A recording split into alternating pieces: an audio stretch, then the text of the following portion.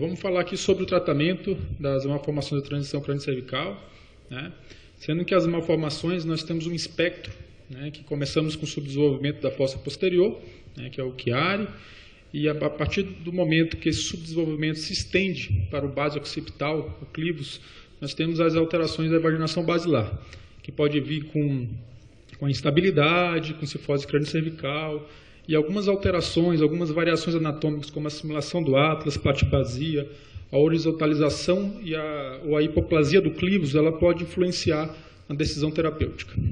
Então, a evaginação basilar, nós temos os casos instáveis e estáveis, né, tipo 1 e tipo 2, sendo que, como é um espectro, tudo é misturado, né? Nós temos os pacientes com evaginação basilar tipo 1 instáveis sem Chiari, temos tipo 1 com Chiari, tipo 2 sem Chiari, tipo 2 com Chiari. Então, o que fazer com esses pacientes? Quando fixar? Quando descomprimir apenas posterior? Quando descomprimir apenas anterior? Então, isso é uma dúvida, né? Às vezes a gente tem uma dúvida, principalmente nos pacientes com evaginação basilar tipo 2. Né? Então, a descompressão posterior normalmente é quando tem Chiari. Então, nós preservamos também a aracnoide. E os pacientes que têm instabilidade crânio-cervical, principalmente o paciente com evaginação basilar tipo 1, nós precisamos fazer a redução mecânica e estabilização cirúrgica. E nos pacientes com invaginação basilar tipo 2, nós temos algumas particularidades. Esses pacientes normalmente têm uma cifose crânio-cervical e uma hiperlordose compensatória, isso para manter o olhar para o horizonte. Esse ângulo, que é o ângulo clivo-canal, o vértice do ângulo se incide em direção ao tronco cerebral, né? Isso pode levar a um estresse crônico. Então, existe a hipótese de que o aumento desse ângulo e a estabilização pode diminuir o estresse da compressão ventral. Para avaliar a decisão terapêutica nesses casos, nós avaliamos a craniometria angular desses pacientes. O ângulo basal vai nos dar a informação da platibasia, o ângulo de Buga da horizontalização do clivus, o clivo canal da cifose crânio-cervical e a lordose cervical. Através dessas informações, nós vamos decidir o tratamento e a melhor proposta para o paciente. Analisando o ambulatório que a gente tem de crânio-cervical, nós acompanhamos atualmente 213 pacientes, sendo que a grande maioria é vaginação basilar tipo 2. E observamos nesse acompanhamento que nós temos 14 pacientes que evoluíram com piora neurológica. Desses 14 pacientes, 4 pacientes foram operados pela equipe, apenas com descompressão posterior, e 10 pacientes foram operados há muitos anos, às vezes 10 anos, 8 anos, e evoluíram progressivamente com piora neurológica. E essa piora normalmente são com pioras de compressão ventral, como disfagia, ataxia, apneia do sono, engasgos. E esses pacientes normalmente são os pacientes do grupo da evaginação basilar tipo 2 que foram descomprimidos apenas por trás. Então nós temos alguns trabalhos, como é que eu faço para voltar aqui? Nós temos alguns trabalhos que mostram a relação da cifose crânio-cervical com a compressão ventral e a repercussão dessa compressão ventral nesse estresse, nesse trauma anterior do tronco cerebral. Para avaliar a necessidade de fazer a artrodese ou até mesmo a descompressão via anterior, nós analisamos a craniometria angular. Então, traçamos uma linha que começa no naso, passando pelo dorso da sela, outra em direção ao clivus até o básio e outra do básio ao pístio. Através dessas linhas, e a lordose cervical, que é uma linha que traça da região da margem posterior de C2 na margem posterior de C7. Aqui nós vamos ter o ângulo clivo-canal, o ângulo basal e a lordose cervical. Todos os nossos pacientes a gente faz a tomografia dinâmica. Colocamos um coxinho de 30 centímetros no nível da escápula, fazemos uma extensão máxima, tomografia, neutro, tomografia, e o mesmo coxinho colocamos no pescoço para fazer uma flexão, tomografia.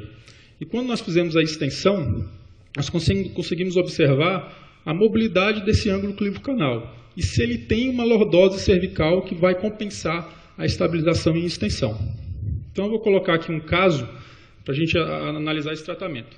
Então, um paciente de 33 anos, com cefaleia, tontura, cervicalgia, disfagia, dormência, dor nos membros, engasgos frequentes, apneia do sono e ataxia de marcha.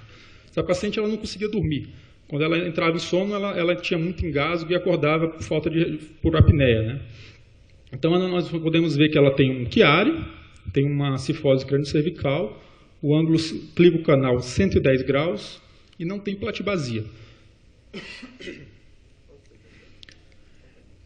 Esse paciente, a proposta foi justamente fazer uma artrodese em extensão após a descompressão posterior. Observamos que conseguimos aumentar em 21 graus o ângulo clivo-canal para 131 graus e a lordose nós fomos para 117 graus. E no pós-operatório, essa lordose foi compensada, né, para 155 graus. Essa diferença entre a ressonância e a tomografia é decorrente da postura, né? E a paciente mantendo o olhar para o horizonte. Observando a ressonância pré-operatória e a ressonância pós-operatória, a gente tem uma ampla descompressão posterior e conseguimos observar já uma rima licórica ventral ao tronco cerebral, tá? Com essa fixação em extensão. Então ela diminuiu bastante os sintomas, ela tinha bastante sintomas aqui do protocolo que nós usamos. Os sintomas que ficaram os piores, que a vertigem, a disfagia e a ataxia, tiveram importante melhora. Já esse outro caso, paciente de 45 anos, que foi operado de Chiari em 2010, né, e evoluiu também com ataxia de marcha, atriodaparesia, espástica, disfagia, apneia do sono, voz anasalada e também teve distúrbio hidrodinâmico, com hidrocefalia. Já esse paciente também tem uma platibasia considerável, ângulo basal de 152 graus e uma cifose crâniocervical. Já nesse caso é diferente, a gente vê que ele não tem uma lordose cervical compensatória justamente pela base do crânio, que ela é aplanada pela platibasia. Então, esse caso, se for fixado em extensão, ele evolui com cifose crâniocervical. Então, são casos que são elegíveis para a via anterior. Assim como aqueles pacientes com hipoplasia de clivos, com importante cifose crâniocervical, uma extensão com fixação não vai fazer tanta diferença. Então, também são abordagens via anterior.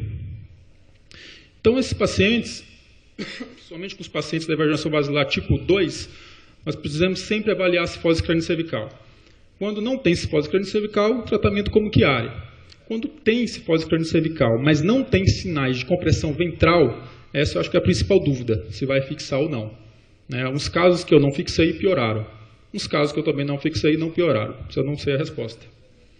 Agora, quando tem sintomas de compressão ventral e tem hiperlordose cervical, aí uma proposta é justamente essa artrodese occipital em extensão, né, como nós vimos, mas quando ele não tem a hiperlordose cervical para compensar essa extensão, aí são aqueles casos elegíveis para a via anterior. Obrigado.